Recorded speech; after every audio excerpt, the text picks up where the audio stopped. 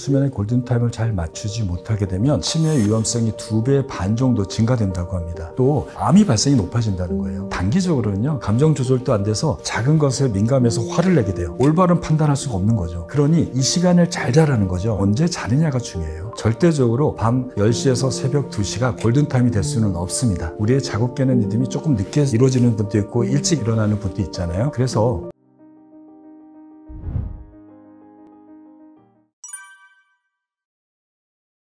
사실이 아닙니다. 정확하지 않습니다. 현대인들 중에 늦게 자는 사람도 있고요, 일찍 자는 사람도 있고요, 밤낮을 바꿔서 자는 사람도 있지 않습니까? 그런 사람들은 다 병들고 나쁜 건가요? 그렇지 않습니다. 이렇게 되는 속설이 나오게 된 배경이 있을 것 같아요. 제가 생각하기에는요. 우리가 잠을 자게 되면 처음 3시간이 육체적인 피로를 위해서 굉장히 중요한 시간입니다. 우리가 잠을 들면 얕은 잠, 깊은 잠, 꿈잠으로 구성되는 수면 사이클이 대개 90분으로 구성되거든요. 이게 4번에서 6번 반복되면서 우리는 7, 8시간 을 자게 됩니다. 그런데 첫 번째와 두 번째 사이클에 깊은 잠 양이 다 나옵니다. 우리가 몸이 피곤해서 잠을 들게 되면 업어가도 모르는 잠이 많이 나오잖아요. 깨어나도 비몽사몽이고, 어떨 때는 깨어나지도 못하는 잠이 바로 깊은 잠, 숙면의 잠에 들어갔을 때입니다. 그런데 이게 잠들면 처음 첫 사이클, 두 번째 사이클 1시간 반, 1시간 반이니까 3시간 안에 주로 나타나게 되고요. 이 깊은 잠을 들어가게 되면 뇌는 거의 마취 상태로 접어들게 되고, 이런 정도의 뇌가 기능이 떨어질 때 성장 호르몬이 분비가 됩니다. 성장 호르몬이 많이 분비가 되면 신체 회복도 되고요, 어린아이들은 키가 크게 되겠죠. 또 렙틴이라고 하는 식욕을 조절하는 호르몬도 바로 이때 나오게 됩니다. 그래서 이 잠을 잘 자게 되면 음식에 대한 탐닉이 좀 없어져요. 그런데 이 잠이 적어지게 되면 먹고 나서도 또 배고파요. 가짜 배고픔을 경험하게 됩니다. 여러분들 잘 먹고 나서 집에 와서 라면 끓여 먹는 거가 이 바로 가짜 배고픔이거든요. 배가 진짜 고프지 않은데 또 먹고 싶은 뇌의 작동 때문에 나타나는 겁니다. 바로 이 가짜 배고픔을 막는 것이 렙틴 이거든요. 또 멜라토닌도 이때 많이 분비가 돼요. 그리고 앞서 말씀드린 대로 글림파틱 시스템, 뇌를 청소하는 베타아밀로이드가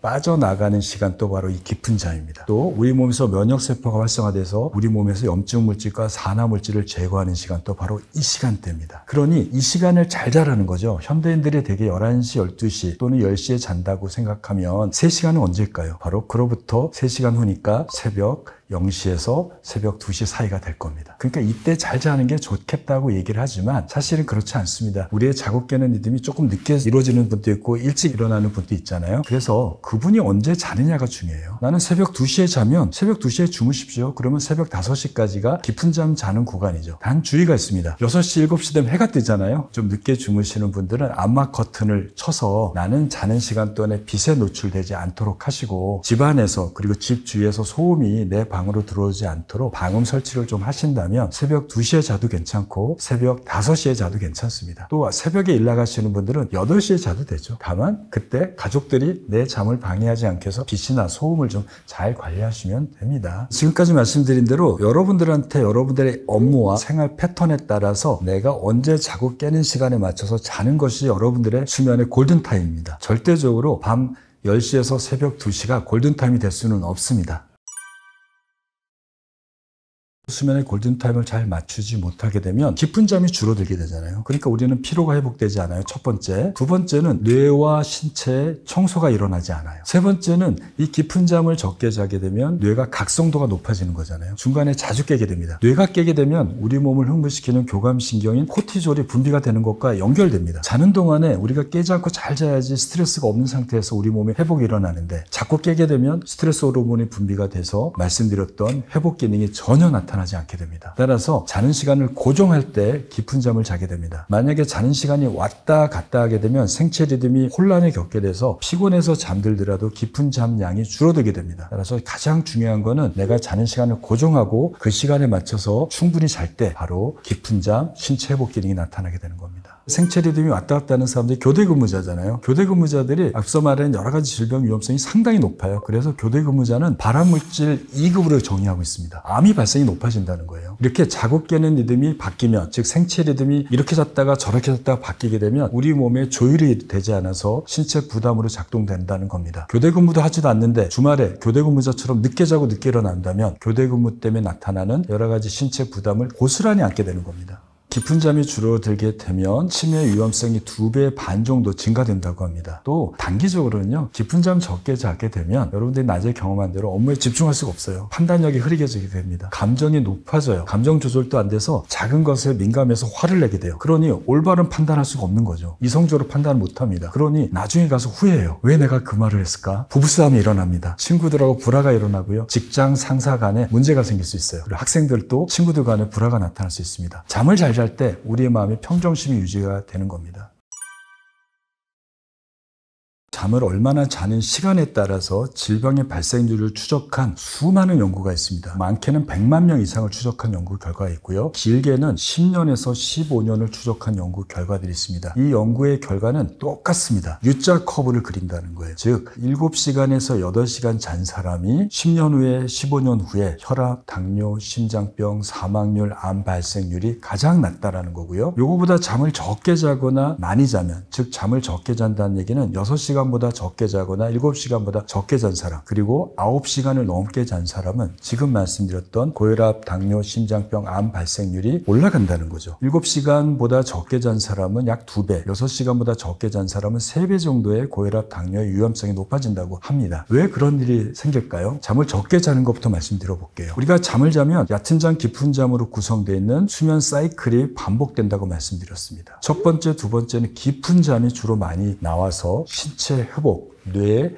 청소가 일어나게 됩니다. 세 번째 단계가 넘어가게 되면 깊은 잠은 거의 안 나와요. 그럼 뭐가 나오냐면요, 꿈잠, 렘 수면이 나오게 됩니다. 렘 수면 때는 2가지 기능이 작동돼요. 첫 번째는 렘 수면 때는 기억력이 높아지게 됩니다. 여러분들이 자기 전에 여러 가지 학습을 하고 공부하고 외웠잖아요. 그것들은 뇌 해마라는 곳에 쌓이게 됩니다. 어떻게 보면 컴퓨터의 롬이에요. 그냥 들어온 대로 쌓입니다. 그런데 이거를 저장 버튼을 누르지 않으면 컴퓨터를 꺼버리면 어떻게 될까요? 다 날아갑니다. 해마에 쌓인 거는 롬에 쌓인 거예요. 이거를 장기 기억 저장 창고로 옮겨줘야 돼요. 그 방법이 반복 학습이에요. 그리고 입체적으로 학습하는 거고, 또 감정을 섞어서 학습하게 되면 그것은 장기 기억으로 넘어가게 됩니다. 그거보다 더 많이 장기 기억으로 넘기는 과정이 하나 있습니다. 바로 꿈꾸는 잠입니다. 우리가 꿈을 꾸게 되면 내가 잠들 때까지 거꾸로 쌓였던 기억들이 하나씩 저장 창고로 옮기게 됩니다. 근데 무조건 옮겨주는 건 아니고요. 내가 판단해서 쓸데없는 기억들은 다 지워버려요. 우리가 메모리가 부족할 때 데이터를 삭제하잖아요. 제일 불필요한 것처럼. 그게 바로 꿈꾸는 잠 때 나타나서 쓸데없는 기억 싹싹 지워버리고요. 중요한 기억은 나의 기억 서재에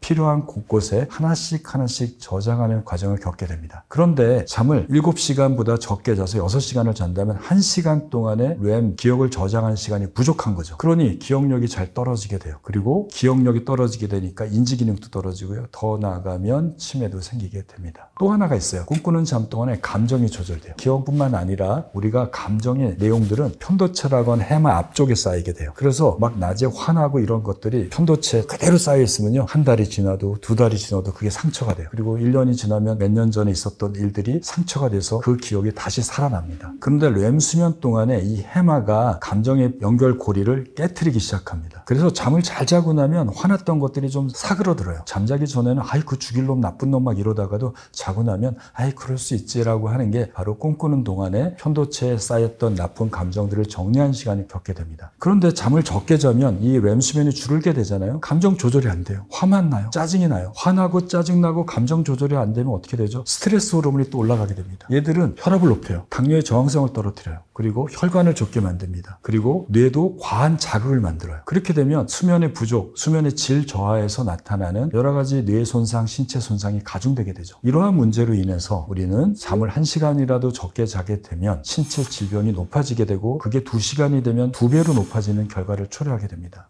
여러분들이 1시간의 차이라고 간과하셔서는 안 되고요. 1시간 동안의 기억을 저장하는 시간을 잃어버리고 감정을 조절하는 시간이 잃어버렸다면 그 시간이 1분이라도 아깝지 않겠습니까?